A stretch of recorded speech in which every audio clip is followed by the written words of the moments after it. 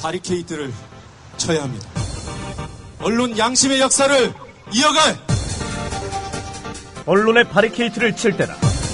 YTN 해직 기자 노정면의 뉴스바. 청취자 여러분 안녕하십니까? 어서 오십시오. 1월 27일 월요일 뉴스바리케이드 뉴스바 문이 열렸습니다. 오늘 뉴스바에서는 박지원 민주당 의원을 만나봅니다. 지방선거를 앞둔 정치권 상황, 특히 민주당과 안철수 신당 간의 연대 가능성 등에 대해 얘기 나눠보겠습니다. 주한미군 주둔금을 국민 세금에서 떼어내 방위비 분담금이라는 명목으로 미국에 건네줬더니 미국은 이를 은행에 쌓아두고 이자까지 불렸다고 합니다. 평화와 통일을 여는 사람들, 평통사의 유영재 미군 문제팀장 인터뷰할 예정입니다. 오늘 특종의 진수에서는 군사이버사령부의 대선 개입을 연재욱 청와대 국방비서관이 직접 지시했다는 한겨레 신문 특종을 다루겠습니다. 미디어스 김환 기자가 준비하고 있습니다. 잠시 후에 뵙겠습니다. 안녕하세요. 기류의 신부 문정현 신부입니다. 강정 평화성당 협동조합에서 맛 좋은 감귤을 판매하고 있습니다. 이 감귤의 수익금은 강정 마을의 평화를 위해서 쓰여집니다. 강정 감귤로 강정의 평화를 꼭 이루어주세요. 1월 중순부터는 한라봉 주문을 받습니다. 주문 문의는 010-6286-2131. 이메일 주소는 safe.제주 다음입니다. 도와주세요. 강정아, 너는 이 땅에서 가장 작은 골이지만 너에게서 온 나라에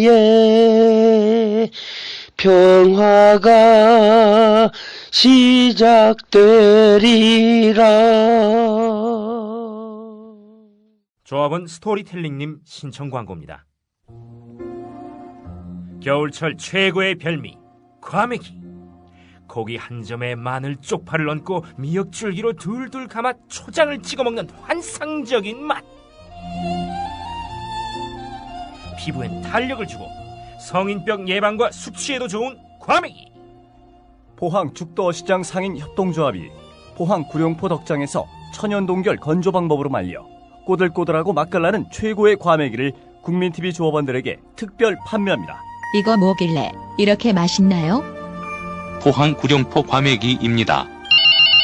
010-9896-8282 010-9896-8282로 전화주시면 총알 배송해드립니다. 학교폭력 예방 앱 스마트 보디가드. 스마트폰 왕따 문자 등 사이버 학교폭력이 6배 이상 늘었습니다.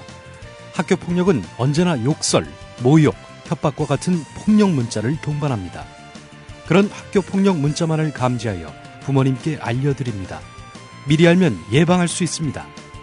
구글 플레이에서 학교폭력 예방 전문 어플 스마트 보디가드를 설치하세요. 지금 설치하고 먼저 무료 이용해보세요.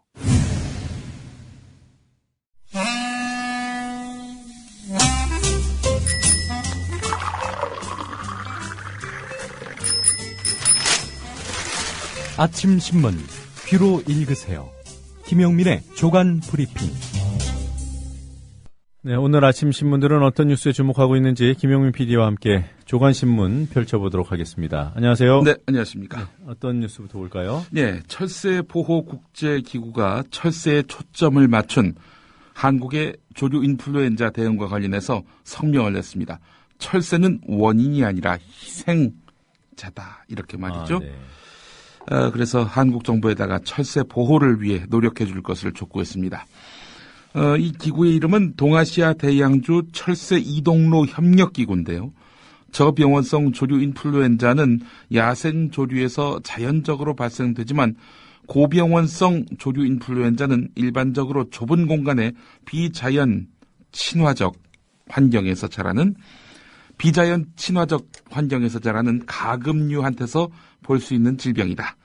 밀집해서 사육하는 경우가 많지 않습니까? 네. 이런 데서 고병원성 조류 인플루엔자가 발생한다라고 말하고 있는 겁니다. 자, 지금까지 고병원성 조류 인플루엔자가 야생 조류에서 발생했다고 보고된 적은 없으며 이 고병원성 조류 인플루엔자가 철새 무리에서 시작됐을 것이라는 주장은 가당치 않다. 입증된 바 없다. 이렇게 말을 했습니다. 자, 또 이 기구는 감염된 철새들은 매우 빠르게 죽기 때문에 이들에 의한 조류 인플루엔자 확산은 가금류와 사람의 이동 등과 비교하면 미미하다. 이렇게 또 밝히기도 했습니다. 예. 다 철새 때문이다. 이렇게 지금 보건당국이 이야기하고 있는데 이것은 어찌 보면은 책임 회피가 아니겠는가. 이런 또 추정을 이 기사를 통해 해보게 됩니다. 철새는 이 고병원성 조류 인플루엔자의 원인이 아니라 희생자다라는 이런 국제기구의 주장. 한겨레가 구면에서 싣고 있습니다. 네. 경향신문으로 가보겠습니다. 소득이 불안정해서 국민연금 보험료를 꾸준히 내지 못한 저소득층에게 가입기간 연장 혜택을 주는 제도의 신청 건수가 어떻게 됐을까요? 지난해 절반 가까이 떨어졌습니다. 네. 왜 떨어졌을까? 변수는 한 가지입니다. 박근혜 정부에서 국민연금 가입기간이 길수록 기초연금은 줄어들도록 설계되면서 국민연금에 대한 저소득층의 신뢰와 동기부여가 급속하게 약화되고 있는 것으로 보인다. 이런 풀이가 가능하겠습니다. 민주노총 이재훈 정책부장은 국민연금과 연계된 그 정부의 기초연금 방안으로 인해서 그동안 꾸준히 쌓여오던 국민연금에 대한 신뢰가 심각하게 위협받고 있다는 것을 보여주는 증거라면서 신청자 대부분이 저소득층 단기 가입자임을 감안하면 이들은 국민연금 혜택에서 더욱 소외되고 소득 불안정에 노출될 가능성이 높아졌다. 이렇게 말하기도 했습니다. 계속해서 경향신문 이면 기사를 보겠습니다. 앞선 기사는 일면에 있었고요. 삼성이 올해부터 신입사원을 선발할 때 대학별 총학장 추천제를 도입하면서 전국 200여 개 대학에 추천 인원수를 할당했습니다. 그러니까 총장님, 학장님, 그 추천해 주십시오. 그 추천해 준 사람 채용하겠습니다. 네. 삼성이 이렇게 학교에다가 얘기하는 겁니다. 상당히 삼성이 이 학교를 배려하는 듯 보이지만 이 할당 숫자가 공개가 됐어요. 이화여대는 30명, 숙명여대는 20명, 서울여대와 성신여대는 각 15명, 서울대 한양대는 각 110명, 경북대 고려대 연세대는 각 100명, 부산대 90명, 인하대 70명, 경희대 60명, 건국대 55명, 영남대 중앙대 각 45명, 전남대 부경대 각 40명 이렇게 되어 있습니다. 한 학생은 여대의 인원 할당이 적은 것은 원래 기업에서 여성을 적게 뽑아왔던 경향이 반영된 것 같다면서 일개 기업이 자체적으로 대학을 서열화한 데 대해서 불쾌하다 이렇게 말을 했습니다. 네. 사실 지금 삼성 하면은 취업지망생들의 최고의 선호 대상이면 그거는 부정할 수 없는 겁니다. 자, 그런데 그런 기업에서 학교를 서열화하는 거 아니냐. 네, 할당 이렇게. 숫자가 공개된 것은 삼성이 원했던 건 아닌 거고요. 예, 그렇습니다. 봤더니 심각한 거죠. 이렇게 서열화를 해놓고 그야말로 일개 기업이 네. 전국 대학을 서열화해서 명수대로 급수를 매긴 거 아니겠습니까? 급수대로 명수를 준 거 아니겠어요? 이 숫자가 공개가 안 되겠습니까? 다 공개가 되죠. 그렇지 않겠어요? 1등이 안 나왔죠? 예. 성균관 대학이. 성균관 대학, 삼성의 학교 아니겠습니까? 거기야? 예. 자, 그렇습니다. 자, 이 삼성그룹 관계자는 그룹 전체 채용 인원 중 지방대가 35%, 여성은 30%나 뽑는다면서 성차별이나 지역차별은 없다. 서열화는 없다. 이렇게 또 이야기를 하고 있는데요. 네. 하지만, 이 학자들은 또 다르게 보고 있습니다. 중앙대 사회학과 신광영 교수는 삼성의 추천 인원 할당은 대학 서열 기준을 제시한다는 비판을 자초했다. 소위 글로벌 기업으로서 하지 말았어야 할 경솔한 접근이었다. 이렇게 지적했습니다. 서울대 법학전문대학원 조국 교수도요. 대학 위에 삼성이 있음을 공표한 것이라면서 전 세계에 유례 없는 일이다. 이렇게 글을 올렸습니다. 페이스북에 올렸습니다. 자, 다음 소식 살펴보겠습니다. 경향신문 5면으로 가보겠습니다. 국가정보원 대선 개입 이슈가 빠르게 소멸하고 있다는 소식입니다. 한국갤럽 정례 여론조사 추이를 보면은 박근혜 대통령의 국정 운영을 부정평가하는 질문 가운데 이른바 국정원 이슈를 답하는 비중이 급락하고 있다는 겁니다. 국정원 문제가 국정운영 부정평가에서 가장 높았던 때는 지난해 7월 넷째 주였습니다. 그때도 뭐 촛불이 굉장히 크게 확산되던 때였는데요. 그때는 19%였는데 그러다가 그 뒤부터는 계속해서 급락하기 시작해서 1월 셋째 주에는 1%, 1월 넷째 주에는 3%로 나타난다는 겁니다. 자, 이 검찰 등에서 계속 새로운 의혹들을 제기했음에도 불구하고 왜 이렇게 국민들의 관심에서 이 국정원 이슈가 멀어졌을까? 그 특별검사제 도입 실패 같은 이런 이슈화에 실패한 민주당의 무능이 가장 큰 원인으로 꼽힌다고 경향신문은 지적하고 있습니다. 예. 출구 없는 여야 공방이 이어지면서 피로감만 더해졌고 의료 철도 민영화 논쟁이 부상하면서 국정원 이슈는 수면 밑으로 가라앉았다. 이렇게 전문가들은 분석했는데요. 자, 이걸 보면서 말이죠. 참 야당의 존재감을 다시 한번 안타깝게 여길 수밖에 없습니다. 이게 사실은 국정원의 대선 개입은 국가기관의 대선 개입이고 관권 부정선거의 몸체 아니겠습니까? 예. 근데 이런 이슈를 제대로 살리지 못하고 소멸하도록 사실상 방치를 했으니 민주당을 과연 믿을 수 있겠는가 하는 목소리가 커질 수밖에 없는 것입니다. 자, 경향신문의 오면에 관련 기사가 있습니다. 계속해서 서울신문 오면으로 가보겠습니다. 정말 국내 성형시장 대단합니다. 성형수술 시장 규모가 연간 5조 원입니다. 세계 1위입니다. 인구 1000명당 성형수술 건수가요 13.5건입니다. 역시 세계 1위입니다. 성형외과 의사의 평균 연봉이 9,278만 원인데요. 2010년에서 2011년 기준으로 26개 진료 과목 중 1위입니다. 성형외과 전공의 지원율이요 139.5%입니다. 26개 진료 과목 중 4위라고 하는데요. 2014년 기준입니다. 자, 국내의 그 성형외과 현황을 보면은 성형 전문의가 운영하는 성형외과 의원이요, 745곳이고요. 나머지 9천여 곳은 무엇이냐? 비전문의가 성형수술하는 의원이라 이야기입니다. 예를 들면은 피부과 의사도요, 성형을 하는 경우도 있고요. 네. 예. 이비인후과도 그렇고요. 이런 식으로 이제 비전문의가 성형을 하는 경우도 많다고 하는데 그만큼 시장이 되기 때문에 이런 현상이 발생하고 있는 것 아닌가 볼 수 있을 것 같습니다. 딸은 얼굴 성형만 하다가 나중에는 전신 성형까지, 엄마는 보톡스로. 하여간 오늘도 병원 순례가 이어지고 있는 대한민국의 현실을 오늘 서울신문이 1면과 5면에서 다루고 있습니다. 수천만 원 들어도 하고 또 하고 새로운 성형법 나올 때마다 욕구가 발생하고 말이죠.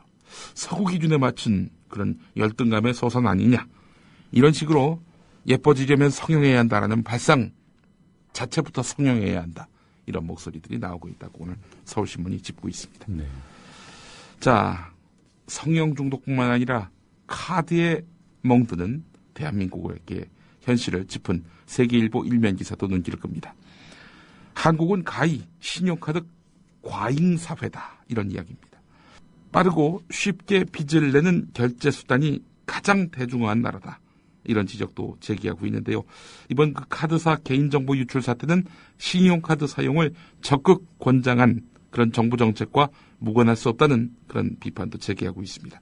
카드 권한은 정책에 치중하다 보니까 개인정보 보안에는 무디고 소홀했다는 그런 지적인데요. 지난해 민간 소비 66%를 차지했다고 합니다. 이 카드 소비가요. 과소비, 정보 보안엔 무신경인 이런 정부의 태도. 결국에는 이런 그 사태가 발생했을 때 어마어마한 파장을 부를 수밖에 없는 그런 요인이 된 것입니다. 자, 이런 가운데 오늘 중앙일보 1면 기사가 눈길을 끄네요. 보안카드 코드 번호까지 암거래되고 있다고 합니다. 아니, 보안카드 코드 번호까지 이렇게 다 누군가의 손에 들어가면은 이건 뭐 사실상 그 사람이 카드 사용을 멋대로 할 수 있는 거 아니겠습니까? 네. 자, 인터넷에서는 건당 10만 원씩 유통되고 있다고 하는데요. 이에 대해서 은행은 파밍에 당한 것 같다. 이렇게 말을 했다고 합니다. 파밍이 뭐냐? 사용자 컴퓨터, 스마트폰에 악성 코드를 심어서 정상적인 금융회사 홈페이지로 접속해도 가짜 사이트로 연결해서 금융정보를 빼낸다고 그러는데 뭐 결과적으로 사용자 부주의다. 이런 식의 이야기라 하겠죠. 자, 중앙일보 일면에 이런 기사가 있었고요. 자, 이 개인정보가 유출된 카드사에서 탈회하려는 사람들이 줄을 잇고 있습니다.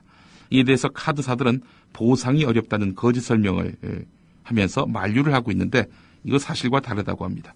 유출 정보 확인 페이지 캡처해두면요, 뭐 탈회하든 말든 뭐 이 보상이 가능하다고 합니다. 유출이 돼가지고 고통을 겪는 분들, 탈회하지 마시고 그냥 있으시라. 그냥 있어야 보상이 가능하다. 이런 이야기를 하고 있는데 그 유출 정보 확인 페이지를 캡처를 해두거나 이 사진을 찍어 놓으시고 그 증거로 보존해 두시면은 탈회하더라도 나중에 보상을 받을 수 있다는 겁니다. 카드사들 지금 탈회하려는 그런 고객들 붙잡으려고 거짓말까지 쓰고 있는데 이런 꼼수를 쓸 때가 아니죠. 예. 자, 이런 가운데 한겨레가 근원적인 해결책을 제시했습니다. 한겨레 사면에 주목해 주시기 바랍니다. 서울에 사는 김성한 씨는 며칠 전에 지방에 살고 있는 아버지의 부탁을 받고 개인정보 유출 여부를 NH카드 홈페이지에서 확인을 했는데요. 아버지는 5년 전에 다니던 직장에서 정년 퇴임한 뒤 2년 전부터 한 대기업 협력사에서 용접 일을 하고 있었다고 합니다. 김성한 씨는 아버지는 신용카드를 안 쓰시던 분이었는데 새로 취직한 회사에서 월급 통장을 만들어주면서 카드까지 만들어준 모양이다. 카드사는 피해를 전액 배상해준다고 하지만 평생 컴퓨터는커녕 이메일도 안 쓰시는 어르신들이 피해를 입증하실 수 있을지 걱정이다. 이렇게 말했습니다. 실제로 그렇습니다. 1억 400만 건의 이런 개인정보를 유출한 KB, NH, 롯데 같은 3대 신용카드사는 물론이고 정부도 정보 유출에 따른 피해를 전액 배상하겠다 이렇게 밝히고 있지만 실제 고객들이 피해를 입었다 하더라도 배상받기는 매우 어렵다는 그런 지적이 나오고 있는데요. 특히 연령, 학력, 지역 등의 이유로 금융 접근성이 떨어지거나 관련 금융 또 법률 지식이 얕은 금융 소비자 계층은 피해를 받다 하더라도 배상을 요구하기가 어렵다는 겁니다. 자, 그래서 이런 현상 근본적으로 해결할 수 있는 방안은 바로 집단 소송제라는 것입니다. 집단 소송제. 소액 다수 피해를 배상받기 위해서는 무엇보다도 집단 소송제 도입이 필요하다. 그동안 시민단체가 줄곧 주장해 왔는데요. 집단 소송제라고 하는 것은 피해자 한 명이 대표로 소송을 제기해서 승소하면은 나머지 피해자들도 함께 소송의 결과를 적용받도록 하는 제도입니다. 그러니까 법을 잘 아는 또 금융계통에 아주 안목이 깊은 그런 변호인이 나서서 승소를 하면은 나머지 이 변호인을 따라서 이제 소송을 제기한 분들이 덕을 보는 이런 식의 집단 소송제가 도입돼야 하는데 그것에 대해서는 그 정부가 상당히 난색을 표하고 있습니다. 카드사들이 큰 타격을 입을까봐 염려된다 이러면서 말이죠. 네. 집단 소송제 우리가 좀 한번 짚어봐야 될 문제인 것 같습니다. 한국일보 1면 기사와 그리고 신면 기사 두 명이 대조되는 인물의 그런 이야기들이 실려 있습니다. 먼저 첫 번째 저축은행 피해자 할아버지 이야기입니다. 자, 이분이 그 청소 일을 하면서 꼬박 예금을 했습니다. 저축은행에다 말이죠. 근데 저축은행 영업정지 뉴스가 나왔습니다. 아내분이 쇼크로 쓰러졌다고 합니다. 저축은행으로부터 일부 그 돈을 돌려받았어요. 근데 이 아내분 치료비로 모두 날리고요. 결국 자식들을 도움받아서 근근히 살고 있다고 하는데, 이에 비해서 이 저축은행 대주주들은 어떻게 살고 있느냐? 변호사비로만 40억 펑펑 갖다 쓰고요. 또 지금 감방에서도 이렇게 황제 생활을 하고 있다는 겁니다. 이 사람은 바로 전일저축은행 대주주인 은인표 씨인데요. 자, 이 전인표 씨는 본인 명의의 통장, 신용카드가 없다고 합니다. 그래서 빼돌린 재산 숨겨뒀을 가능성이 크다. 또 교도소에서는 보안과장 등과 뒷거래 설이 나오고 있다고 하는데요. 평소 지갑에 현금 수표 수천만 원을 이렇게 휴대하고 다니고 술집 명품 하루 만에 다 쓰기도 하고 말이죠. 수년간 특급 호텔 스위트룸 VIP실을 이용했다고 하는데 이 금융감독 부실이 서민의 삶을 이렇게 만들고요. 또 이런 그 도덕적 해이가 그야말로 극심한 저축은행 대주주를 양산하고 있다, 이런 이야기입니다. 요즘 조선일보 사설 잘 보십니까? 저요? 예. 잘 안 보시죠? 제가 보겠습니다. 전 열심히 보는데요. 근데 요즘엔 좀 조선일보 사설 칼럼이 과거와 달리 무지막지하진 않습니다. 이 주필이 바뀌어서 그런 것 같아요. 주필이 그래도 조선일보에서 상대적으로 합리적 이 논지를 펴는 송희영 논설위원이 그 주필이 됐거든요. 네. 오늘 그 17개월 사이에 13명 장례식 치른 현대제철이라는 제목의 사설이 있습니다. 네. 현대제철은 최고 책임자가 내린 지시는 무슨 일이 있어도 이행해야 하고, 정해진 목표를 기간 안에 달성하지 못한 간부는 가차없이 문책하는 기업 문화를 갖고 있다. 희생자들은 대부분 협력업체나 계열사 직원들이다. 본사가 무리하게 목표를 달성하려다가 계열사, 협력업체 비정규직들의 안전은 소홀히 해온 것은 아닌지 의심하지 않을 수 없다. 철강 업종의 불황으로 포항 철강단지에서도 한 해 평균 30여 명이 산업재해로 목숨을 잃고 있다. 감독당국은 대기업 공장들이 불황을 핑계로 자신들이 책임져야 할 안전관리를 하도급 협력업체들에게 떠넘기고 있지 않은지 엄밀하게 감시해야 한다. 예. 이 정도면은 뭐 그래도 괜찮은 논지 아니겠습니까? 예. 조선일보 사설이 요즘 좀 달라져가지고 원래 이렇게 해야 마땅하고 이렇게 해야 상식적이고 합리적인데 조선일보가 이상해졌습니다. 예. 뭐 하여튼 보긴 좋습니다. 자, 그런데 광고는 달라지지 않았습니다. 바로 그 사설 바로 밑에 있는 광고 제목입니다. 긴급 출판 악마의 변호인, 조갑제 편저. 영화 변호인을 본 사람들에게 던지는 화두, 불임사건 변호인은 왜 악마 김정일의 변호인이 됐나. 불임사건 변호인이 이제 누구겠습니까? 노무현 전 대통령이죠. 그 사람이 김정일의 변호인이 됐다는 겁니다. 조갑제닷컴에서 낸 광고인데, 예. 그렇습니다. 예. 광고를 보고, 이거 조선일보 맞지? 갑자기 그 생각이 번뜩 들었습니다. 요즘 검은색 양념을 이제 뿌려서 만든 치킨이 나왔는데 그 치킨 이름이 흑형 치킨이라고 하네요. 한 주점의 메뉴 이름을 두고 지금 인종차별 논란이 벌어졌다는 그런 한겨레 구면 기사가 또 있습니다. 흑형 치킨은 서울 이태원의 한 주점에서 판매하는 검은 양념이 들어간 닭튀김인데, 한국에서 19년째 살고 있다는 한 미국인 누리꾼은 자신의 트위터에다가 인종차별적 메뉴라는 글을 남기면서 논란을 이렇게 촉발시켰습니다. 한국인은 인종차별에 대한 개념이 있다고 생각하지만 그런 개념은 한국인이 차별을 당할 때만 볼 수 있다, 이렇게 꼬집었습니다. 젊은 층에서는 흑인형의 줄임말로 사용하는 흑형은 그 자체를 차별적 용어로 보기 힘들다는 그런 이야기도 있는데, 주로 그 온라인상에서 운동선수나 가수 등 뛰어난 재능을 가진 흑인을 지칭할 때 쓰이는데, 하지만 치킨과 연관지으면은 이렇게 이야기가 달라진다는 겁니다. 미국 사회에서는 흑인은 치킨을 좋아한다는 말이 일종의 인종적 편견으로 받아들여져 왔다는 것이죠. 적극적인 인종차별을 할 의사가 없더라도 당사자 쪽에서 차별로 받아들일 수 있다면 문제일 수 있다라는 그런 지적, 우리가 좀 새겨들 필요가 있을 것 같습니다. 오늘 여기까지 하겠습니다. 네, 여러 가지 소식 잘 들었습니다. 예. 신동원 조합원 신청 광고입니다. 고혈압, 동맥 경화 등 윤리와 소금을 많이 먹는 폴란드인의 각종 성인병 극복을 위해서 폴란드 정부가 국책사업으로 지정한 신비의 열매 아로니아. 건강한 변화를 원하신다면 평산네이처 아로니아 진, 이제 대한민국의 건강을 책임집니다. 검색창에 평산네이처를 검색하세요. 문의는 1661-2087, 1661-2087.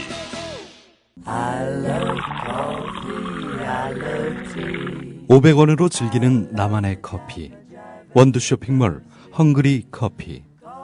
최정상급 로스터가 1년 이하 최고급 뉴크롭 생두를 로스팅해 즉시 배송해드립니다. 대량 구매 시 가격이 할인됩니다. 검색창에 헝그리 커피를 검색하세요. 헝그리커피.com. 헝그리 커피에서 원두를 구매하시는 분들께는 차량용 국민TV 스티커 2매를 함께 보내드립니다.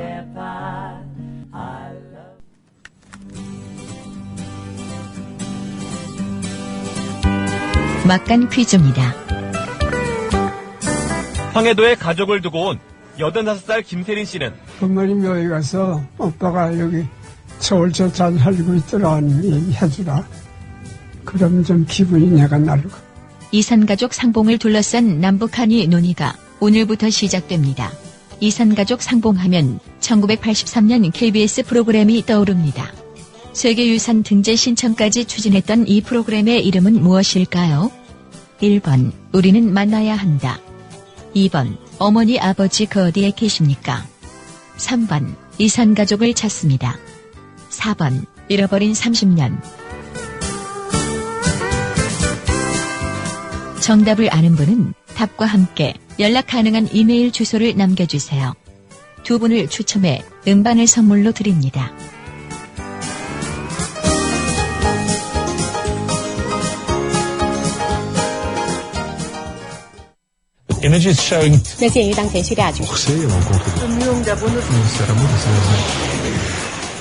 국제뉴스 한반도 정세를 한눈에 황준호의 월드 리뷰.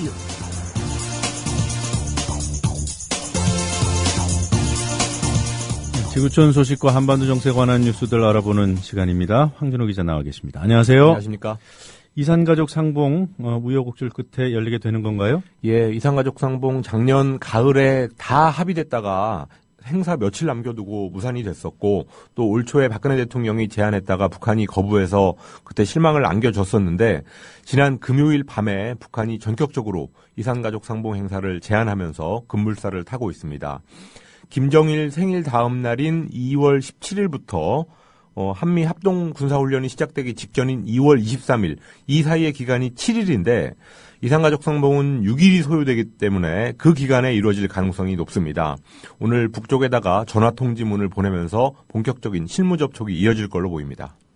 자, 아무래도 한미 군사훈련이 변수가 되겠군요. 예, 가장 중요한 변수인데 군사훈련 기간에는 뭐 거의 자동적으로 남북 대화라든지 이산가족 상봉 행사 이런 것들이 열릴 수 없으니까 2월 말 훈련 시작 전에 상봉을 하는 쪽으로 정부가 최대한 밀어붙일 것 같습니다. 일단 좋은 신호가 북한으로 가고 있는데요. 올해 한미 훈련에는 작년처럼 B2 스텔스 폭격기, 또 B-52 전략 폭격기 이런 것들이 한반도에 전개되지 않는다는 사실입니다. 작년에는 2월 12일에 북한의 3차 핵실험이 있었고 또 그 후로도 북한이 뭐 정전협정 백지화 선언 이런 것들을 잇따라 하는 바람에 그 핵무기를 실을 수 있는 B2 또 B-52 이런 것들이 왔었는데 이번에는 아마도 미국이 상황관리 차원에서 폭격기를 안 보내겠다는 것으로 보입니다. 네, 북한이 이런 신호를 읽을까요?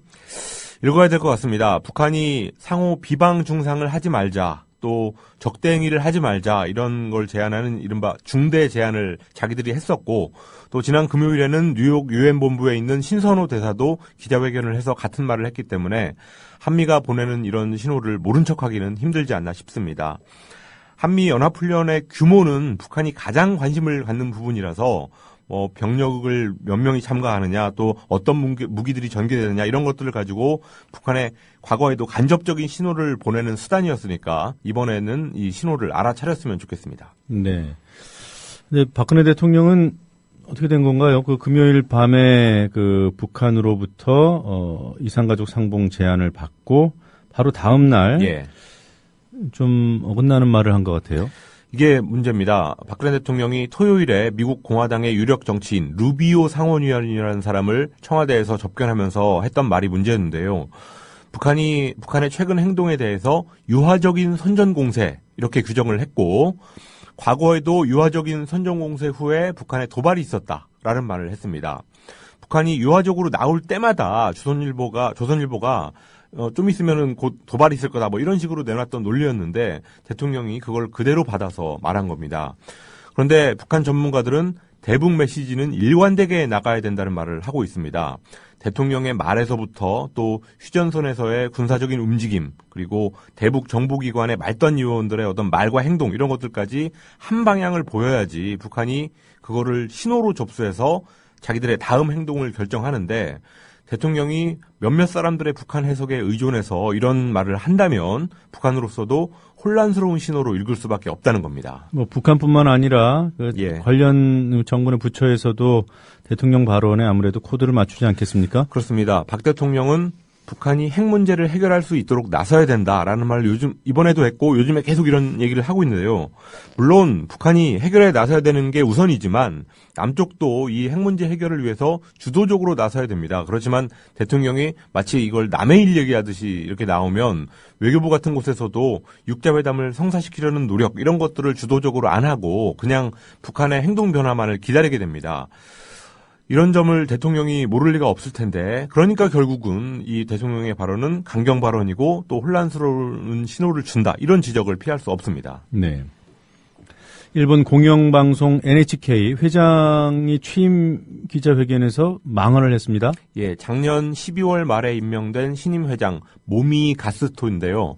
아베 정권이 꽂은 전형적인 낙하산 인사입니다. 지난 토요일에 취임 기자회견을 하면서 종군 위안부는 전쟁 어느 때 어느 나라에서나 있었다라는 말을 했고 특별히 한국에 대해서 한마디를 했는데 자기가 회장직을 내려놓고 말하자면 일본만 위안부 강제 연항을 했다는 듯이 한국이 말하기 때문에 까다롭다. 그리고 돈을 내라 보상을 하라고 하는데 1965년 한일협정으로 해결된 거를 왜 거듭 문제 삼느냐 이상하다 이런 말을 했습니다. 네. 이런 망언이 나오기 그러니까 황금제 할머니께서 돌아가신 게 하루 전에 이 말이 나왔던 거군요. 예. 네. 이 모미 회장 어떤 사람이에요? 언론인 출신이 아니라 전형적인 경제인입니다. 미쓰이 물산이라는 무역회사에서 오랫동안 일했고 일본 유니시스라는 정보기술 서비스 업체에서 사장을 했던 인물입니다. 작년 11월에 아베 총리가 NHK 회장 임명권을 가지고 있는 경영위원회에다가 자기하고 코드가 맞는 인사 4명을 심었고 그러면서 결국 이 모미라는 낙하산 회장을 내려보냈는데요. 취임 회견부터 문제적인 발언을 했고 이미 NHK에서는 주일 미군 기지에 관한 일본 정부의 입장을 길게 소개한다거나 하는 식으로 정권의 코드에 맞는 방송이 이미 나가고 있습니다. 네. NHK도 망가지는 건가요? 그런 것 같습니다. NHK라고 하면은 일본이 과거에 태평양 전쟁을 일으키기 전에 제국주의 침략을 합리화하는 선전도구였습니다. 그런 흑역사를 가지고 있지만 전쟁이 끝나고 1950년에 새 출발을 하면서 비교적 중립적인 언론이라는 평가를 많이 받았었습니다. 그래서 빈부격차 문제라든지 일본의 전쟁 책임, 또 원전의 위험성 이런 주제도 적극적으로 방송을 하면서 일본 사회에 상당한 반응을 불러일으켰던 적이 있었는데 이제 그런 괜찮은 보도를 보기가 어렵게 됐습니다. 네. 아베 총리와 NHK 사이에 악연이 있습니까? 예, 10년 넘는 악연을 가지고 있습니다. 2001년에 NHK가 위안부와 관련된 보도를 하려고 하니까 당시 관방부장관이었던 아베가 NHK에다가 압력을 가해서 일부 내용이 삭제됐다는 사실이 아사히 신문에 폭로됐던 적이 있었습니다. 그리고 2006년에서 7년 아베가 첫 번째 총리를 했을 때도 NHK에 손보기를 하려고 했었습니다. 그런데 아베가 그때 당시에 갑자기 총리직을 관두면서 그 뜻을 못 이뤘는데요. 재작년 말에 다시 총리가 되면서 이제는 본격적으로 공영방송 장악작전에 나서고 있습니다. 네. 한국과 일본 정치권에서 서로 나쁜 것만 배우는 것 같아요. 그렇습니다. 자, 미국이 외국 정상들에 대한 도청을 하지 않기로 하지 않았습니까? 예. 동맹국 정상에 한해서 한국 대통령도 포함됐다 이런 뜻을 전해왔군요. 오바마 대통령이 지난 17일에 국가안보국 NSA 감시 프로그램 개혁안을 발표하면서 가까운 동맹 정상에 대한 도청을 안 하겠다고 했었는데 최근에 미국이 한국 대통령도 가까운 정상에 포함된다는 사실을 확인했다고 정부 관계자가 말했습니다. 그럼 그동안은 했다는 뜻인가요? 그렇습니다. 미국의 이번 통보에 대해서는 한미동맹은 역시 가까운 동맹이구나 이렇게 보기보다는 그동안 미국이 한국의 대통령을 도청했다는 사실을 간접적으로 시인했다는 점이 포인트입니다. 그래서 미국이 공개적이고 또 공식적으로 한국도 빼겠다 이렇게 선언하지 않고 당국 간의 전원 형식으로 말하는 거는 다 그런 이유가 있습니다. 네. 자, 오늘 여기까지 듣도록 하겠습니다. 고맙습니다. 감사합니다.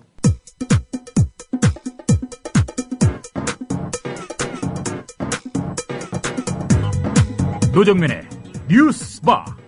이제는 이슈 탐험입니다.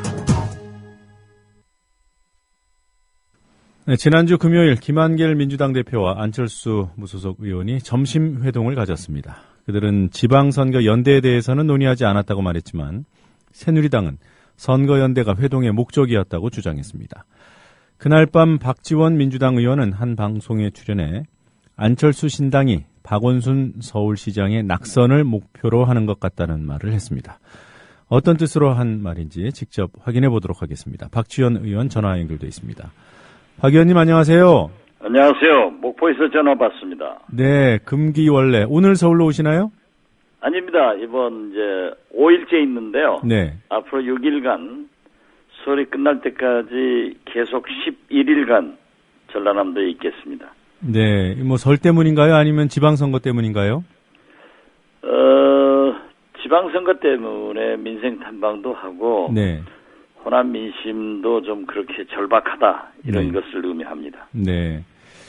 자, 24일 김한길 대표와 안철수 의원이 회동하지 않았습니까? 네, 그렇습니다. 네. 어떻게 평가하시는지요?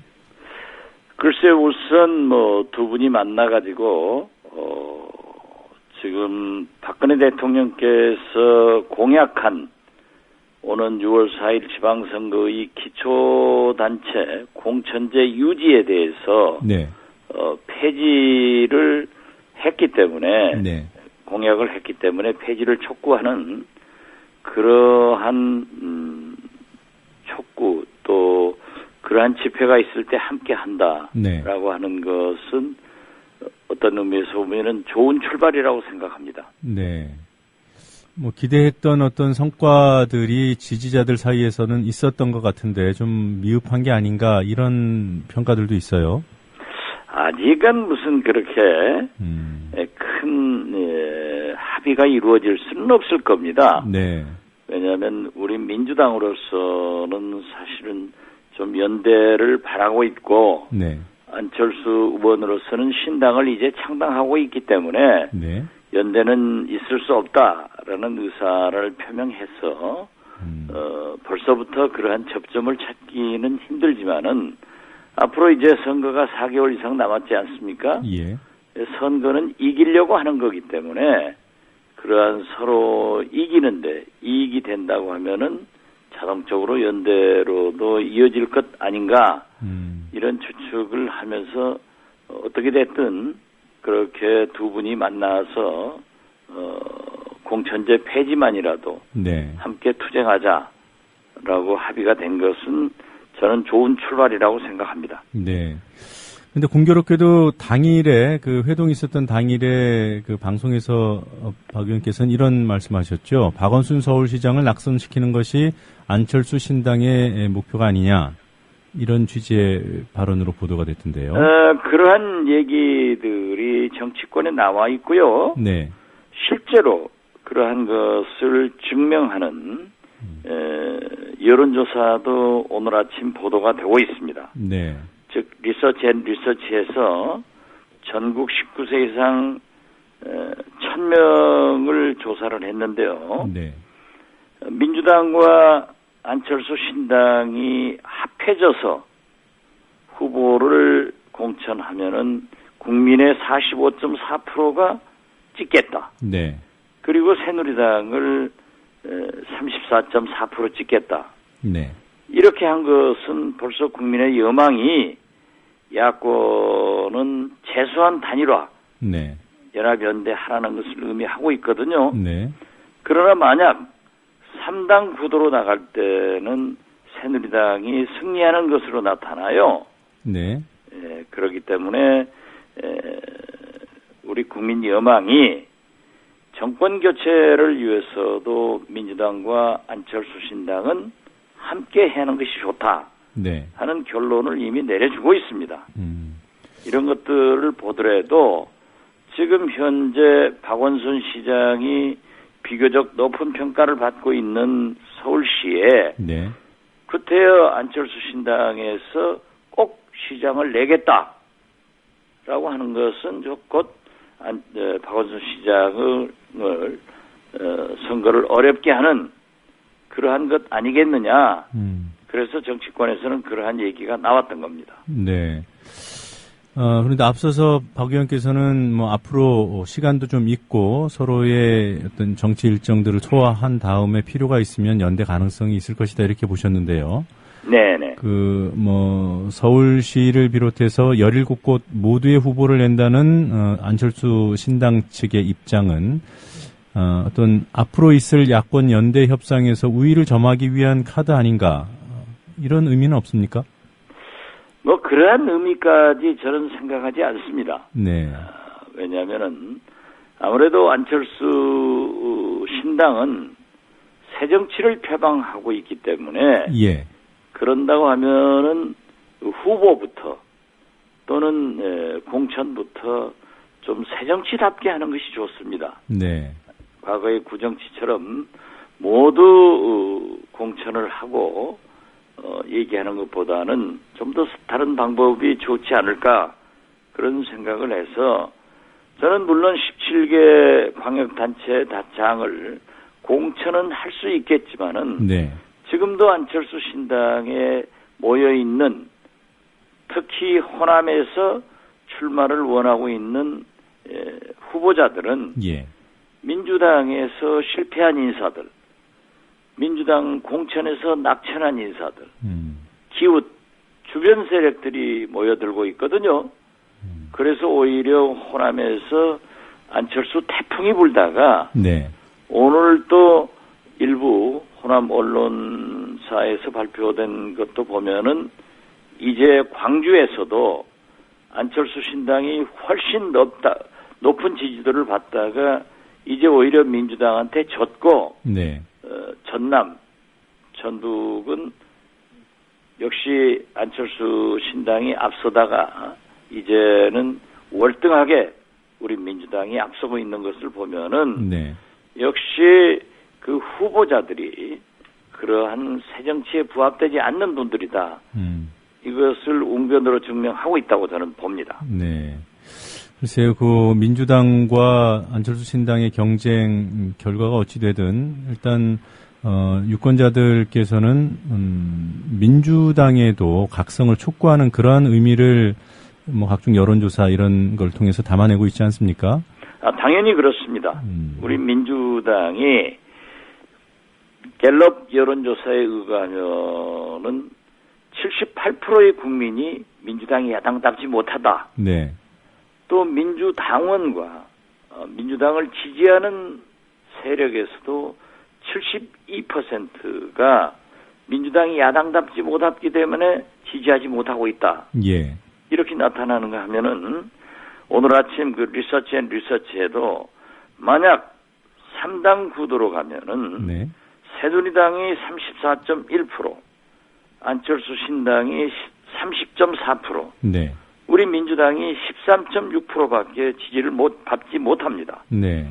물론 뭐 오차범위 95% 신뢰 수준 플러스 마이너스 3.1%포인트라고 하지만은 이런 것은 다시 말해서 민주당이 지금 현재 야당으로서 재구시를 하고 있는가 하는 것에 대해서는 우리는 뼈아프게 반성을 하고 네. 지도부도 이러한 것을 감안해서 적극적인 대여 정책이나 민생 정책을 강구해야 된다 이런 생각 같습니다. 네, 지금 언급해 주신 그런 3당 구도 하에서의 지지율, 물론 여론조사입니다만 이렇다 보니까 민주당이 안철수 신당에 다소 저자세, 구애를 해야 되는 그런 상황이 아닌가 싶기도 하고요. 지금 말씀하신 민주당이 야성을 회복해서 유권자의 지지를 회복할 수 있는 좀 구체적인 방안이 있겠습니까?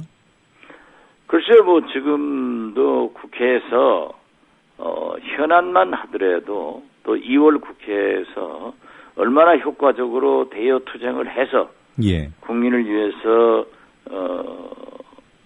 확보하느냐 이것이 문제가 되겠습니다만은 네. 지금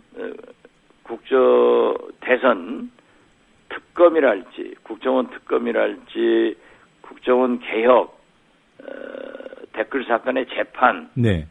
또 이러한 문제들이 그렇게 매끄럽게 진행되고 있지도 않고요.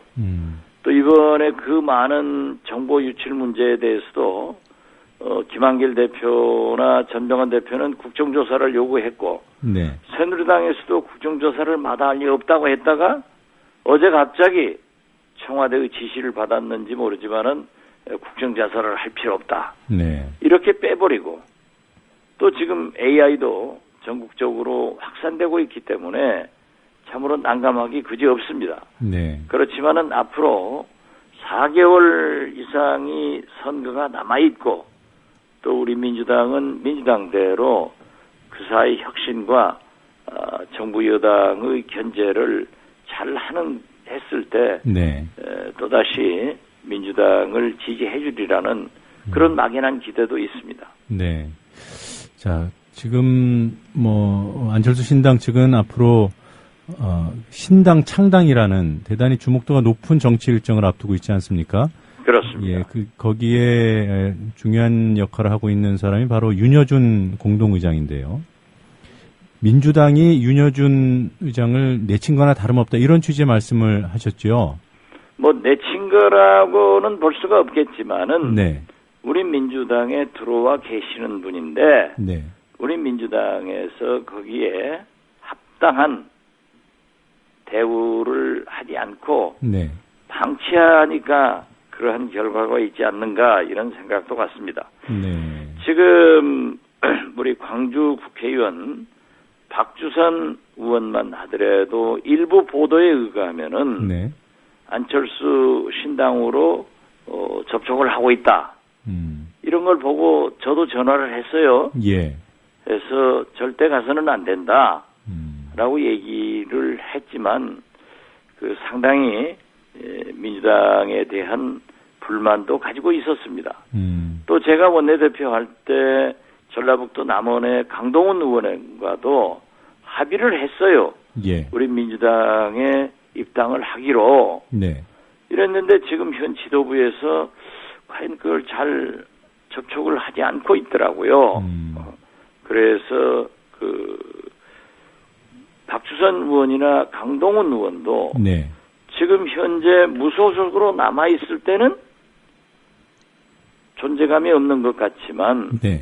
안철수 신당으로 넘어가서 역할을 할 때는 윤여준 의원처럼 의장처럼요. 네. 굉장히 커진단 말이에요. 그래서 우리 민주당에서 그러한 인재영입위원회가 구성됐기 때문에 적극적으로 이런 활동도 하는 것이 바람직하다. 네. 그렇게 해서 저는 지도부에도 그 의사를 전달했습니다. 네. 여하튼 이런 식으로 가면 조금 전에 잠깐 말씀드렸던 신당 창당이라는 주목도 높은 정치 일정이 남아 있고 그러면 지금은 호남의 여론이 다소 민주당 측의 우호적인 쪽으로 바뀌고 있다고는 하지만 또 어찌 될지 모르지 않습니까?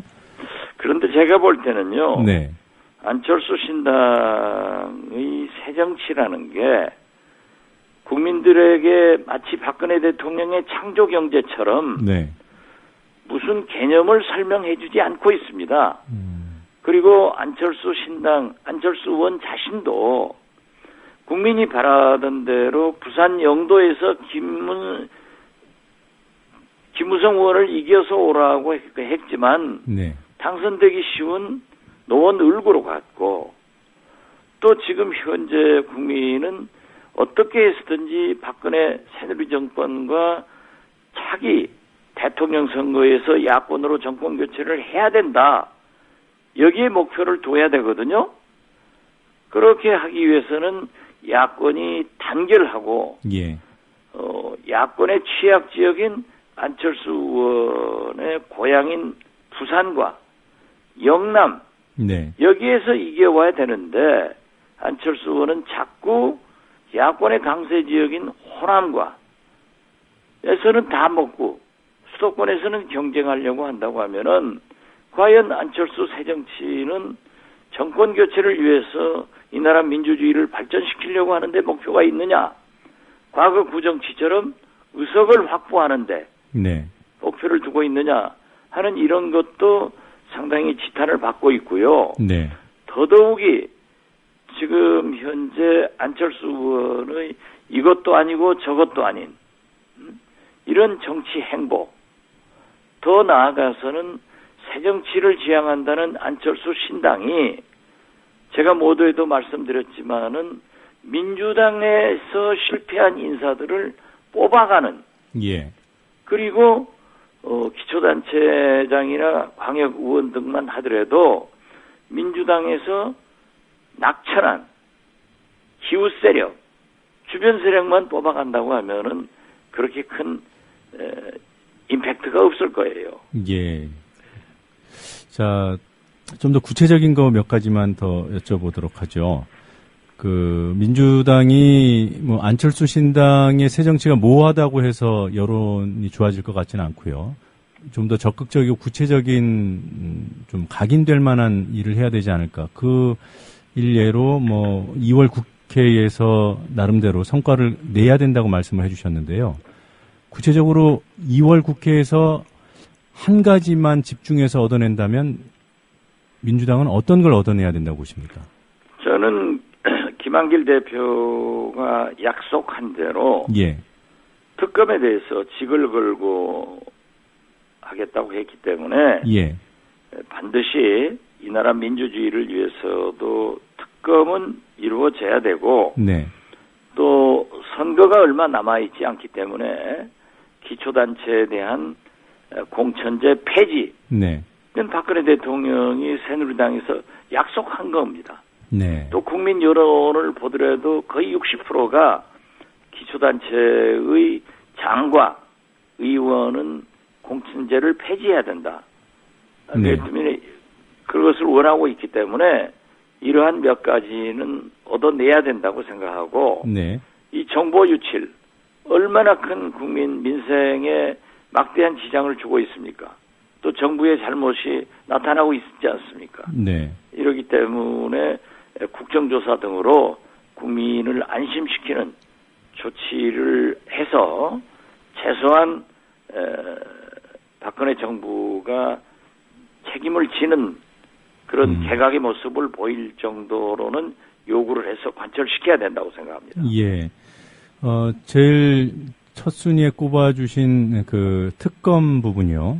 네. 이미 김한길 대표가 직을 뭐 걸지 않았습니까? 시효도 지났고요. 그 2월 국회에서도 관철시키지 못한다면 그 지도부가 바뀌어야 된다고 보시는 건가요? 그러한 것은 지금 현재 우리 민주당으로서는 네. 지도부 교체 이런 문제는 아직 대두가 돼서는 안 된다고 생각합니다. 네. 왜냐하면 근본적으로 정치는 상대가 있는데요. 박근혜 대통령의 불통, 민주당만 인정하지 않는 것이 아니라 국회 전체를 인정하지 않음으로써 정치가 실종되어 있거든요. 예. 그렇기 때문에 우리가 강한 투쟁을 하면서 대화와 협상 이런 걸 해나간다고 하면은 어떤 길도 있을 겁니다. 네. 그런다고 해서 지도부만 자꾸 교체를 하고 또 당내에서 내분이 있다고 하면은 그렇지 않아도 약한 우리 민주당이 더 국민의 앞에서 좋은 모습을 보이지 않는 것이라고 저는 생각합니다. 네. 자, 여전히 수그러들지 않는 것이 박지원 호남 차출론인데요. 오늘 주승용 의원이 출마를 공식 선언하죠? 네, 그렇습니다. 네. 가능성이 여전히 남아 있습니까? 네? 박 의원께서 직접 호남 전남지사로 출마할 가능성이 여전히 남아 있습니까? 꼭 그렇게 보지는 않습니다. 저는 아무래도 호남에서도 네. 박지원 너만이라도 중앙 정치에 남아서 네. 호남을 좀 대변하고 또 김대중 대통령의 유지를 받들어서 햇볕 정책의 계승 발전이나 민주주의를 위해서 좀 노력하는 것이 좋겠다 예. 하는 여망도 있지만은 만약 지금 현재는 그럴 필요가 없습니다만은 또다시 안철수 태풍이 불어온다고 하면은 네. 민주당을 지키는 길은 호남을 지키는 길입니다. 예. 그렇기 때문에 그러한 여론이 다시 일어날 수도 있겠지만은 예. 저는 그런 의미에서 제가 지금까지 지방선거, 제 국회의원 선거 두서너 번 하면서도 재선거를 하면서도 딱 하루 있었었습니다. 예. 전국을 지원 유세를 다녔지. 그런데 이번 지방선거 4개월을 앞두고 호남이 심각해서 지난 한 달간 거의 광주, 전주를 다녔고 이번에는 아예 11일간 목포에 내려와서 이렇게 지내는 걸 보면은 예. 뭐 짐작이 갈 겁니다. 그래서 제가 출마하지 않는 그런 이변이 일어나지 않는 것이 가장 바람직하다 이렇게 생각합니다. 네. 자, 한 가지만 더 여쭤보겠습니다. 그 민주당 원내대표 선거가 지방선거 전에 있지요? 네, 그렇습니다. 네. 어떤 인물이 원내대표를 맡아야 된다고 생각하시는지요? 민주당 원내대표는 우선 126명의 의원들의 총의를 잘 파악해서 효과적인 대여 투쟁과 함께 야당답게 정체성을 살려서 싸울 때는 싸우고 또 정치이기 때문에 대화와 협상을 통해서 양보할 것은 양보하고 얻어올 것은 얻어오는 그런 협상의 명수가 좀 했으면 좋겠습니다. 예. 그 선거를 앞두고 지도부 교체 다소 뭐 지금 말씀하신 여러 가지 특검 관찰이라든가 뭐 이런 것들을 이뤄내지 못하더라도 지도부를 흔들 수 있는 그런 것들은 조심해야 된다는 말씀을 해주셨는데 그 어차피 예정되어 있는 원내대표 선거가 지도부에 대한 평가가 반영돼야 되는 거 아닌가 이런 저는 상당히 되리라고 봅니다. 그런 방향으로 될 것이다. 예. 네, 알겠습니다. 오늘 이런 시각에 시간 내주셔서 고맙고요. 네, 그 호남에서 활동하시고 조심해서 올라오시기 바랍니다. 네, 감사합니다. 네, 고맙습니다. 영정사진 속 고 황금자 할머니는 늘 그래왔듯 인자한 모습 그대로입니다. 향년 91살, 고 황금자 할머니의 평생은 고단하고 힘겨웠습니다. 불과 13살에 일본군 위안부로 끌려가 광복 후 돌아왔지만 외롭고 모진 삶을 홀로 견뎌왔습니다. 일본군 위안부 황금자 할머니의 슬픈 얘기입니다. 드릴게요. 네, 도와주세요. 도와주세요. 제가 어떻게 할 수가 없어요. 그놈 둘만 안 그러면 백같이 나가면 붙잡는데요. 붙잡아서 죽여버려, 끌고 가서 죽여버려요. 이렇게 말을 하는 내가 어떡하겠어요. 내가 너무너무 기가 막혀. 어린 새끼를 내가 그러겠어요. 전형마도 오니까 전혀 죽여버려야겠다. 저 나쁜 년 죽여버려야겠다. 이런 소리가 그냥 귀가 장장해서 죽겠어요. 자들한테 맞아 죽어요. 여기서. 응? 그렇게 돌아가시기 얼마 전 황금자 할머니 관련 소식. 앉아있는 것도 힘들어 보일 만큼 야윈 모습이 역력합니다. 음식조차 전혀 먹지 못하는 상태. 배에 연결된 관으로 하루 3번 영양식을 섭취하는 게 전부입니다. 할머니 사는 게 비참하셨대.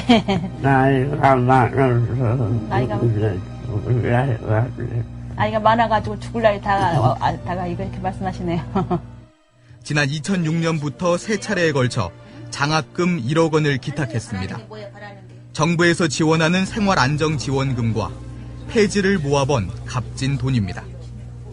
여기에 사후 전 재산을 기탁하겠다는 유언장까지 작성해 놓은 상황. 이 장학금은 참 4천만 적은 돈이지만 1,000만 원, 2천만 원 맞제비로 내가 그렇게 지불하겠습니다.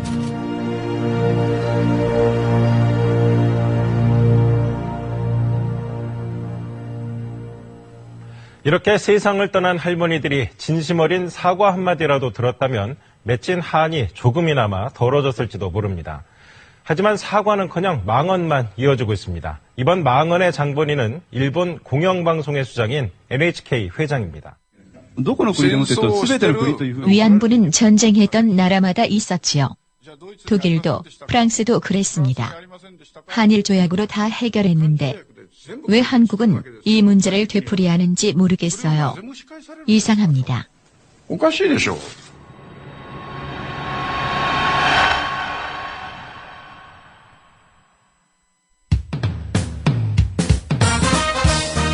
공정한 시각, 따뜻한 관찰. YTN 해직 기자 노종면의 뉴스바. 이제는 초대석으로 함께합니다.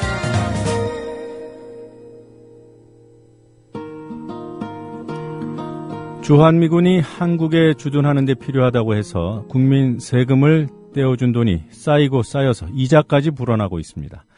그동안 그런 일 없다던 정부가 방위비 분담금 예치금에서 이자 수익이 발생했음을 처음으로 인정했습니다. 이 내용에 대해 좀 더 상세히 알아보도록 하죠.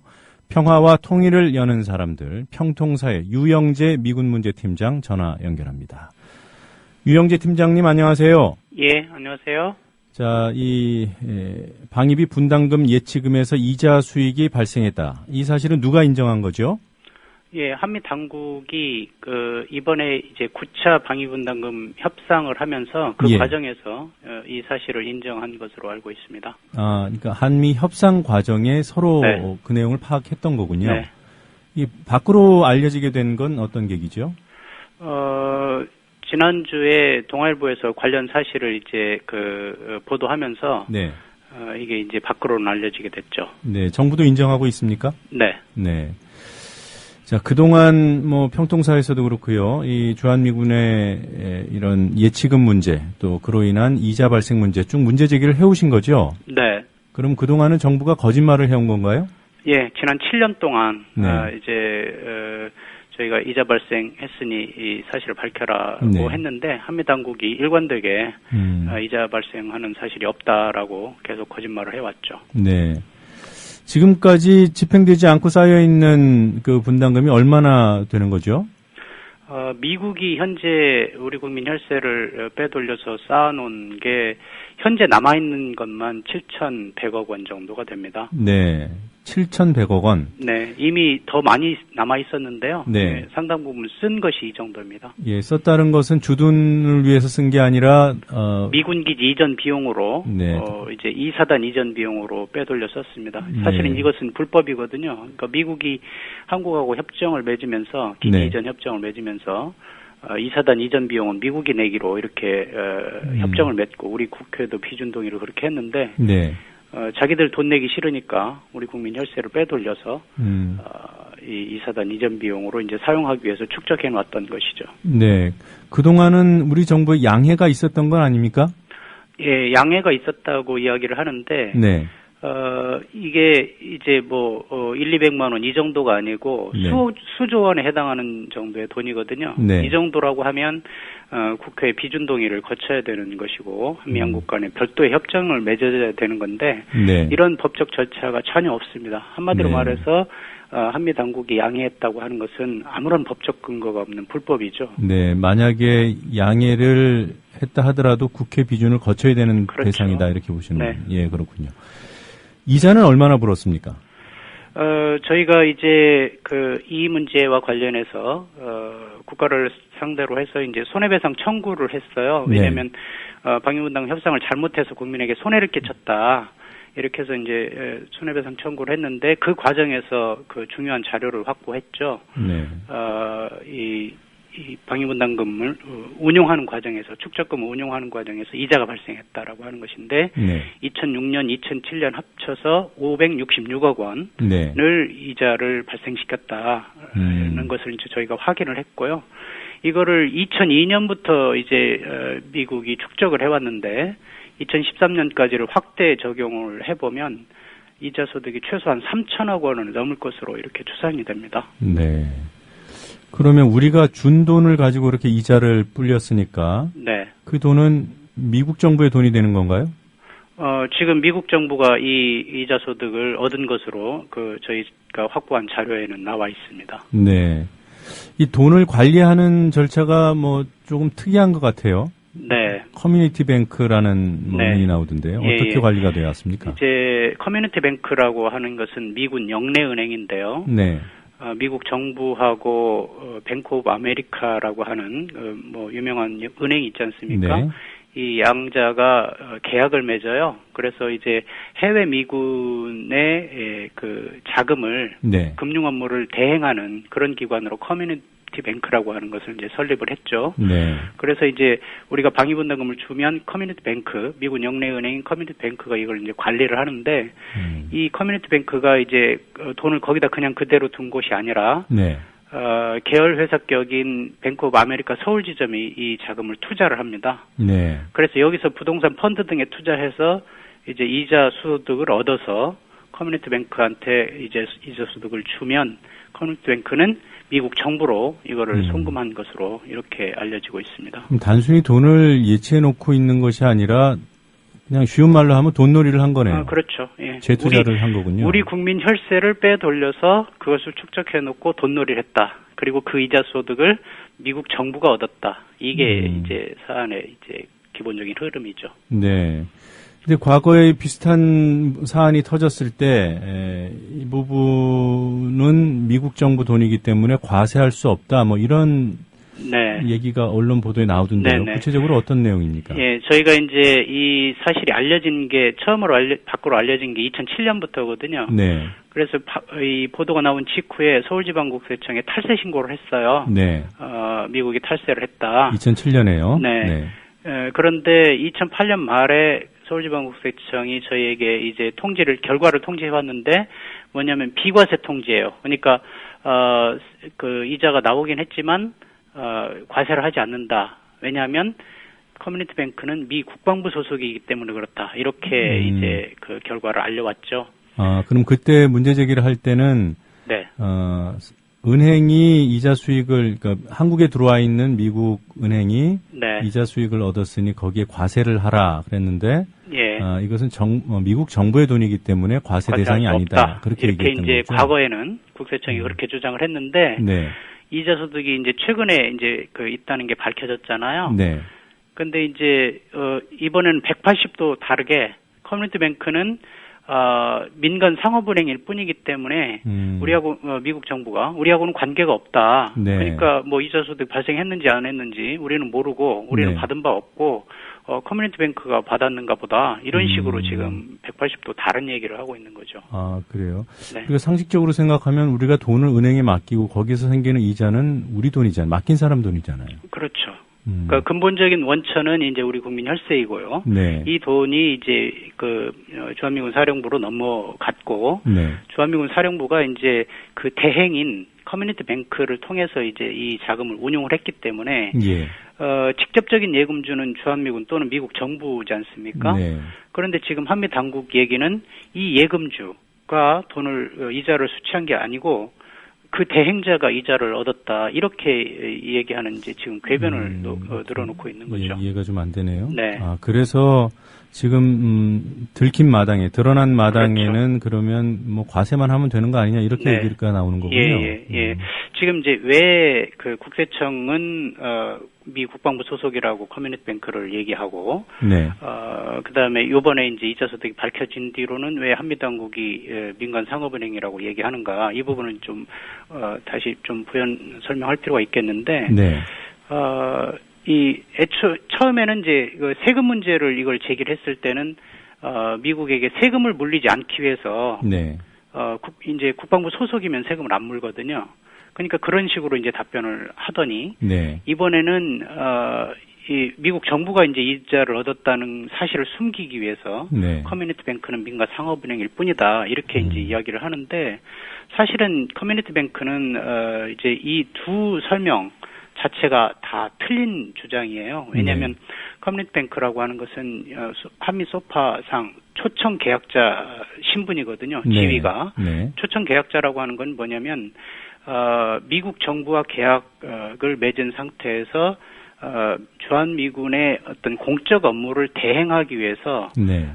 한국에 이제 들어와 있는 민간인 신분이에요. 그러니까 예. 신분은 민간인이지만 네. 업무는 공적 업무를 하는 그런 기관이거든요. 그런데 이제 국세청은 공적 업무라고 하는 이걸 중심으로 봐서 이제 미 국방부 소속이라 이렇게 얘기를 하고 이자 소득이 밝혀진 다음에는 한미당국은 이 민간인이라고 하는 이거를만 보면서 이제 사실 다 빠져나갈 구멍을 만들어내기 위해서 이런 식으로 서로 이제 다른 이야기를 하고 있는 거죠. 네. 뭐 상식적으로 살펴보면 민간 기업을 대행시킨 거니까 네. 그 CB 그러니까 그 커뮤니티 뱅크가 한국에 와서 영리 활동을 하는 건 맞네요. 대행료를 받지 않겠습니까? 이제 그런데 중요한 것은 뭐냐면 이 돈의 원천이 뭐냐 이거거든요. 그리고 그 이자 소득은 미국 정부가 가져가는 것이고요. 그렇죠. 그게 이제 당연한 이 흐름인데 저희는 이제 어떻게 보냐면 이 돈의 원천이 우리 국민 혈세란 말이죠. 방위분담금이고 방위분담금은 매년 정해진 대로 쓰도록 돼 있는 거예요. 그런데 정해진 대로 쓰지 않고 다른 데로 쓰기 위해서 또 매년 쓴 것이 그에 해당하는 액수만큼 쓴 것이 아니고 축적을 해놨다 이 말이죠. 그런 점에서 보면 전용한 것 자체가 이제 아까 말씀드렸던 그 LPP 협정, 미국기지 이전 협정의 위반될 뿐만 아니라 우리 국가재정법을 보면 매년 정해진 예산은 그해 쓰도록 돼 있어요. 근데 미국은 이런 우리 국내 법령을 완전히 무시해버리고 10수년 동안 이걸 축적을 해왔거든요. 이 상황에서 이제 이자 소득까지 올리고 그것을 미국 정부가 이제 얻었다라고 하는 것은 법적으로도 이제 그 위법일 뿐만 아니라 우리 국민들이 보기에 정서상 도저히 이제 납득이 안 되는 이런 일을 지금 미국이 한 거고 우리 정부가 이것을 묵인해 준 거고. 다시 이거 오늘 인터뷰 그 앞부분으로 돌아가서요. 이자 소득을 챙기고 있다라는 것. 그러니까 분담금이 쓰이지 않고 예치돼 있다라는 것을 전제로 해서 이자 소득까지 생기고 있다는 것을 이번 9차 협상 과정에서 우리 정부가 알았단 말이에요. 그러고도 올해 분담금을 9,200억 원으로 확정한 겁니까? 그렇죠. 그러면 이게 또 그동안 또 정부는 그런 일이 없다고 부인하면서 앞으로도 매해 이런 1조 원 가까운 분담금을 부담해야 된다고 국민을 설득해 왔는데 이 재협상이 이루어져야 하는 거 아니에요? 예, 당연히 그래야죠. 지금 미국이 축적하고 있는 것만 해도 현재 남은 돈만 7,100억 원이고요. 그뿐만 아니고 우리 정부가 관할하고 있는 돈이 또 미집행금이 또 있어요. 뭐 이제 깎아준 돈, 그다음에 2월액, 불용액 등등 이걸 합치면 이게 또한 한 6천억 원이 넘습니다. 그럼 합치면 1조 3천억 원이고요. 이자 소득까지 합치면 1조 6천억 원이 넘습니다. 그런데 또다시 지금 9,200억 원을 2014년에 주고 연도별로 계속 늘려주겠다 이거거든요. 그러니까 우리로서는 이게 도저히 납득할 수 없는 일이죠. 돈이 1조 6천억 원이나 남아있는데 또다시 1조 원 가까이를 다시 준다. 이거 국민들이 납득하기 어려운 일이죠. 우리 정부를 향해서도 여러 가지 뭐 정보 공개 청구라든가 또 뭐 질의라든가 이런 걸 해야 되겠지만 미 행정부를 대상으로 한 어떤 조치가 가능하겠습니까? 저희 이제 뭐 이 협상 과정에서 저희가 미국 정부, 뭐 백악관, 그다음에 의회, 그다음에 그 주한미국 대사관 이런 쪽에 저희가 이제 요구 서한도 보내고 이렇게 했어요. 그리고 이제 국내적으로도 뭐 이런저런 여러 가지 법적 조치라든가 이런 것들을 했는데 지금 이 사실이 밝혀졌기 때문에 미국에 대해서 어떻게 책임을 물을지에 대해서도 이제 검토를 해서 대응책을 마련하도록 그렇게 하겠습니다. 자, 오늘은 여기까지 듣도록 하겠습니다. 시간 내주셔서 고맙습니다. 예, 감사합니다. 지금까지 유영재 평통사 미군문제팀장이었습니다. 국민TV 라디오를 지지해주시는 방법. 팟빵 홈페이지에서 총 4가지를 클릭해주세요. 다운로드하기, 별점 주기, 구독하기, 댓글 달기. 기억하셨죠? 다운로드하기, 별점 주기, 구독하기, 댓글 달기. 더 좋은 방송을 위한 최고의 응원. 다운로드하기, 별점 주기, 구독하기, 댓글 달기.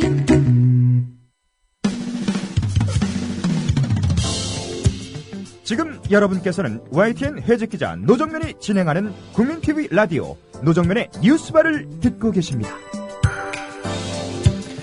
가짜 특종이 판치는 언론 환경에서 진짜 특종의 의미를 함께 생각해보는 특종의 진수 시간입니다. 미디어스 김한 기자가 이 코너 책임져 주고 계십니다. 지난주 한겨레 신문이 보도한 내용입니다.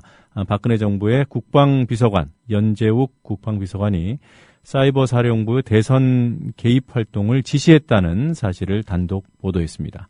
대통령 말대로 여전히 개인적인 일탈로 봐도 괜찮은 것인지 살펴보도록 하겠습니다. 안녕하세요. 네, 안녕하세요. 자, 먼저 한겨레 보도 내용부터 요약을 해주시겠습니까? 예, 연재욱 청와대 비서관이 2012년 사이버 사령관 재직 때 매일 보고받고 이 대선 개입 관련된 작전을 지시했다라는 것입니다. 예. 사령관의 지시로 작성된 글이 3천여 건 발견이 됐고요. 군 사이버사 대선 개입 사건을 조사한 군 조사본부도 이미 관련 사실을 확인했었다라는 건데, 연 비서관이 그럼에도 불구하고 무혐의 처분을 받았다는 내용입니다. 네. 자, 한겨레는 어떤 내용을 근거로 그런 보도를 했을까요? 예, 민주당 전해철 의원실을 통해서 전 사이버사 심리전단장의 공소장을 단독으로 입수한 내용입니다. 한겨레가 입수한 내용에 따르면 이 암흑의 전 사이버 심리전단장의 공소장 내용인데요.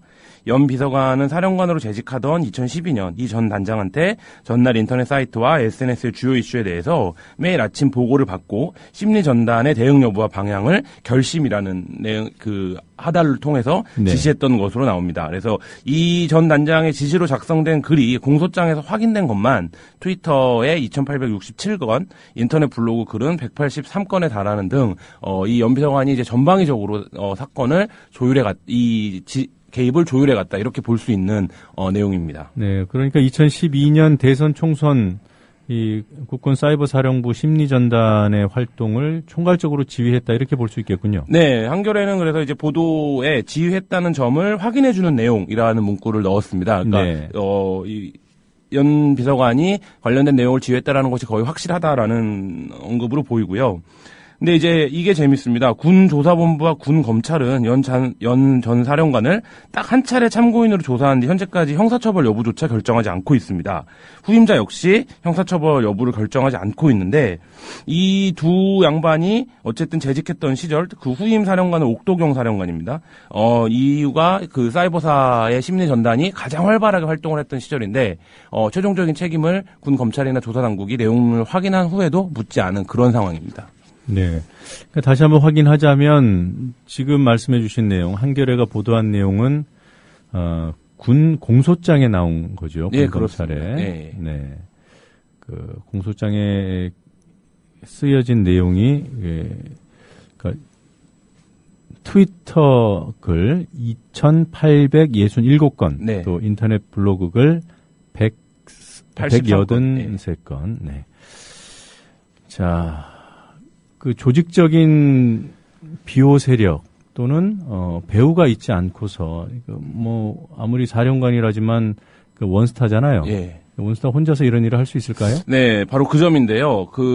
지난 12월 19일 날 군이 이제 중간 수사 결과를 발표할 때 특정 사안에 대해 심리전 대응 작전 결과 보고 시 정치 관련 내용이 일부 포함됐으나 이를 관가했다라고 짤막하게 언급했던 것이 연 비서관에 대해서 군 조사본부가 이제 공표했던 내용의 사실상 전부입니다. 이 공소장이 알려지기 전까지요.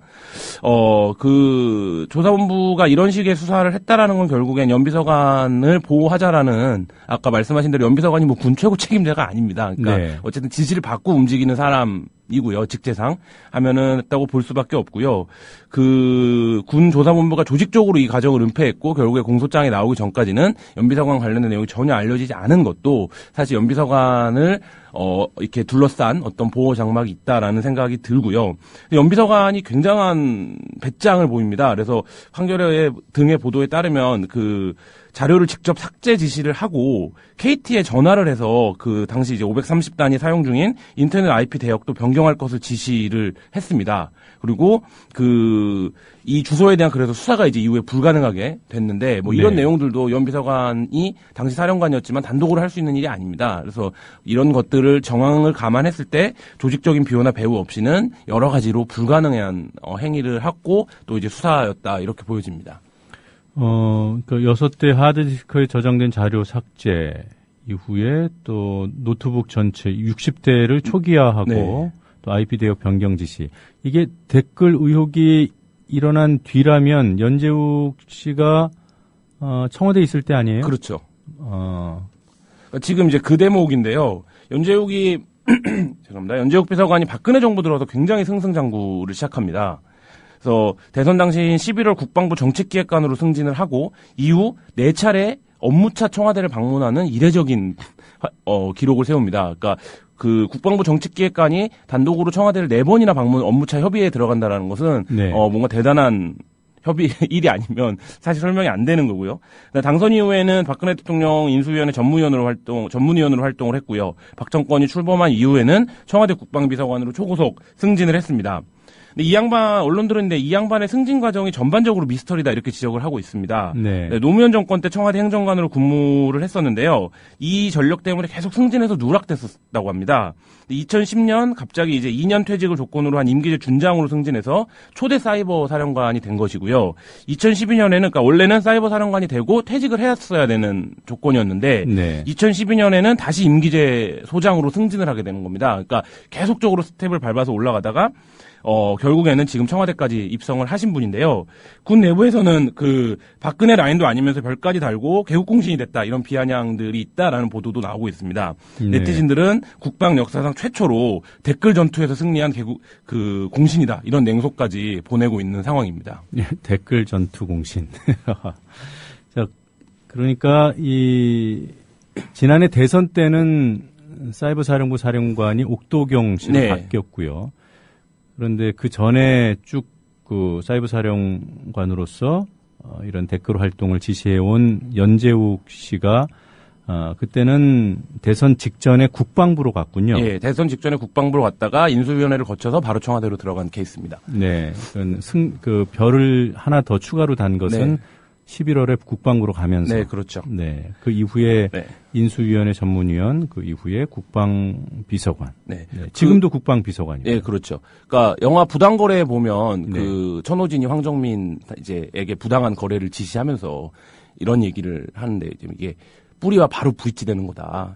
이 일이 뭐 이러면서 이제 부당거래를 지시하는데 연재욱 비서관의 행보를 보면 계속적으로 이제 말하자면 국방부 내에서 이런 승진이 굉장히 이례적이라고 합니다. 네. 그래서 보면 연재욱 비서관도 뭔가 뿌리하고 부딪히가 되어 있는 이런 인물인 것은 확실하다. 그래서 활동들이 그 단독으로 이제 청와대에 들어가서 업무 협의를 한다든지 그 정책기획관이 그리고 거기서 또 인수위에 갔다가 인수위에서 바로 국방비서관이 되는 과정들을 보면 그리고 그 이전에 사이버 사령관으로 선거에 직접 개입하고 지시하는 내용들을 지시해 왔다라는 것을 보면, 이분의 행보를 어느 정도 정황적으로, 추론해 볼 수 있는 대목이 아닌가, 이렇게 생각이 됩니다. 네.